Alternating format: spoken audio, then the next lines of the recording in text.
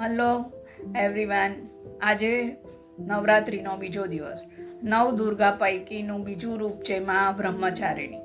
આ નામ જ પુરવાર કરે છે કે તપશ્ચર્યાનું આચરણ જ જીવન બનાવવાનું સૂચન કરે છે. બ્રહ્મ આચરણનો સમન્વય થાય છે એટલે બ્રહ્મચારિણી. બ્રહ્માનો અર્થ થાય છે તપશ્ચર્યા. જે તપશ્ચર્યાનું આ જીવન આચરણ કરે એ મા બ્રહ્મચારિણી. તો આ નામ બ્રહ્મચારિણી કઈ રીતે પડ્યું? હિમાલય પરિવારમાં જન્મેલા બ્રહ્મચારિણી હકીકતમાં મા પાર્વતીનું જ રૂપ છે. એમની એકમાત્ર મનોકામના હતી તે ભગવાન શિવને પામે, અને એની માટે તેમણે નાનપણથી જ તપશ્ચર્યા શરૂ કરી દીધી હતી. 1000 વર્ષ સુધી માત્ર ફળ ફૂલ ખાઈને તેમને પસાર કર્યા હતા, ને એ પછી 100 વર્ષ પર એમને જંગલી ઔષધિઓ પર પસાર કર્યા હતા. ત્યાર પછી 3000 વર્ષ ભગવાન શિવને પ્રિય એવા બિલ્લીપત્ર પાન ઉપર એમને આ જીવન પસાર કર્યું.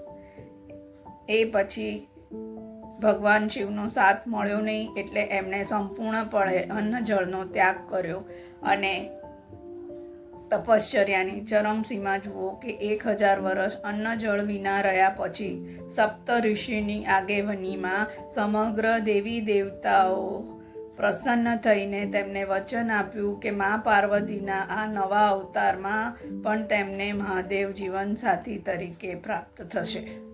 અથાગ તપશ્ચર્યાને પરિણામે મા બ્રહ્મચારિણી નામ સાર્થક પુરવાર થયું, અને સપ્ત ઋષિએ સમગ્ર સૃષ્ટિને પણ વચન આપ્યું કે જે બ્રહ્મનું આચરણ કરશે એને પોતાના જીવનમાં જે સુખ જોઈતું હશે તે પ્રાપ્ત થશે.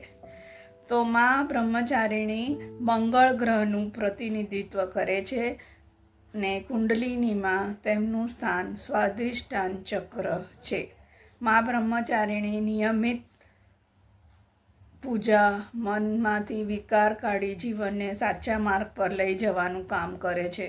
તો સાથોસાથ મા બ્રહ્મચારિણી સાધક પોતાના પ્રિય પાત્ર સાથે જોડાવાનું કામ પણ કરે છે, ને એ પાત્ર પ્રત્યે શ્રદ્ધા અને આસ્થા આપે છે.